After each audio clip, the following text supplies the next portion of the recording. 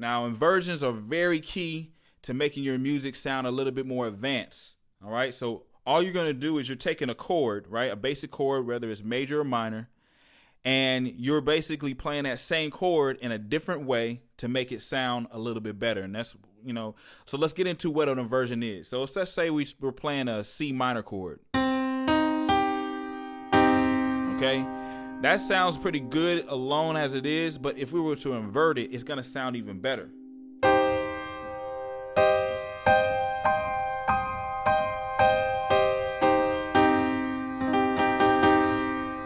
Okay, so all I did is I took that same chord and I moved it up and moved it up again.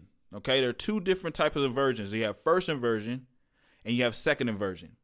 All right, so how do you get to a first inversion is you play the first chord, right?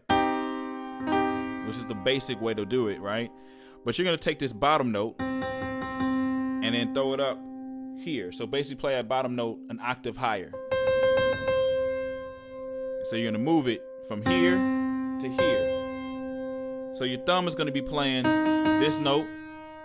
Your middle finger is going to be playing this note. And then your pinky is going to be playing C. So, and if that's too complicated, you can play thumb, your index finger, and then pinky.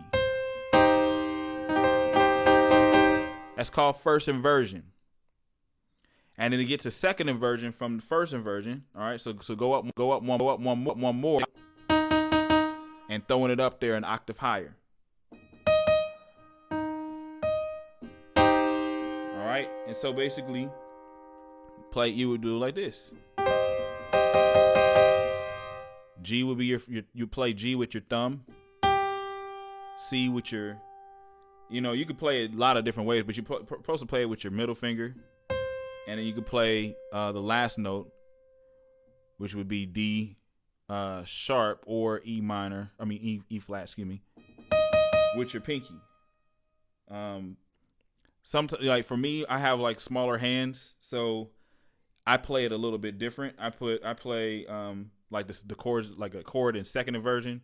I play like the first note with my thumb, second note with my index, and then the third note with my ring finger.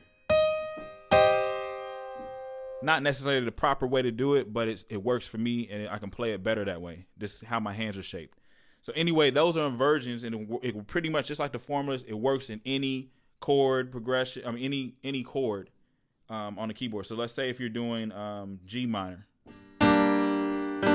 just, you're saying just go up.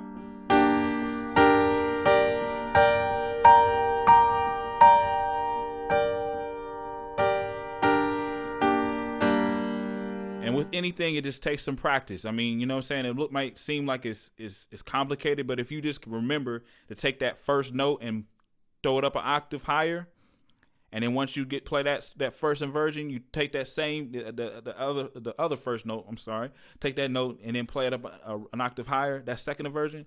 I mean, it really becomes easy. So let's go over it one more time. Basically, you have the bass chord. If we're playing the C minor. You're going to play first inversion, you're going to take this C and throw it up an octave higher. That would be first inversion. Then you would take this note, E flat or D sharp, and then throw it up an octave higher too. All right, that's inversions.